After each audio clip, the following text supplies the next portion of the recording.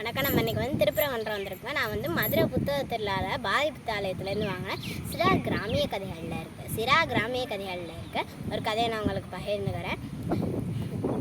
ஒரு ஊரில் வந்து ஒரு பையன் இருக்கான். அந்த பையன் வந்து அவங்க அம்மா அப்பா வந்து படிக்கிறதுக்காக அவனை டவுனுக்கு அனுப்புகிறாங்க.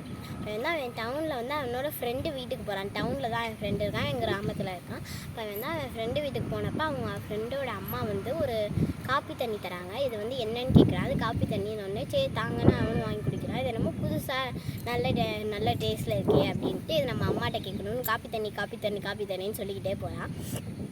அப்போ வந்து அவன் ஃப்ரெண்டு வீட்டுக்கு வந்து ஒரு ஆள் வந்து கழனி தண்ணின்னு என்னமோ கழனி தண்ணின்னு சொல்கிறாரு. உடனே அவன் காப்பி தண்ணின்னு சொல்லிக்கிட்டே வீட்டுக்கு போகிறான்.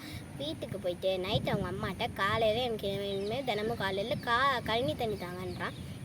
அவங்க அம்மா ஆச்சரியப்படுறாங்க. அவங்க அம்மா அவங்க அப்பா எல்லாருமே கேட்குறாங்க, என்ன கழனி தண்ணியா நிறைய ஆட்டி கேட்குறாங்க. இப்போ வந்து அவன் சொல்கிறான், ஆமாம் கழனி தண்ணியே தான் அப்படின்றான். உடனே அவங்க அம்மா வந்து சரி பையன் காலையில் வேறு என்ன கூட மாற்றி கேட்குறேன் அப்படின்ட்டு அவங்க தூங்க போயிடுறாங்க. எல்லாம் தூங்கிட்டாங்க. காலையில் ஆகுது. அப்படியே அந்த எந்திரிச்சோடனே கழனி தண்ணி தரலன்னு அழுகிறான்.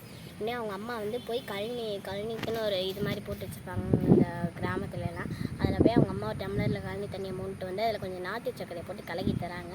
அந்த பையன் குடிச்சிட்டு இது கழனி தண்ணி இல்லைன்னு அழுகிறான். இப்போ அந்த பையன் வீட்டுக்கு வந்து ஒரு ஆள் வந்து காப்பி தண்ணி பற்றி பேசுகிறான். அப்போ தான் அவங்க வீட்டில் இருக்க எல்லாருக்குமே புரியுது காப்பி தண்ணி கழனி தண்ணி இல்லை, இதுதான் காப்பி தண்ணி கழனி தண்ணி கதை. நீங்களும் பிடிச்சிருந்தா லைக் பண்ணுங்கள், ஷேர் பண்ணுங்கள், சப்ஸ்கிரைப் பண்ணுங்கள். நன்றி.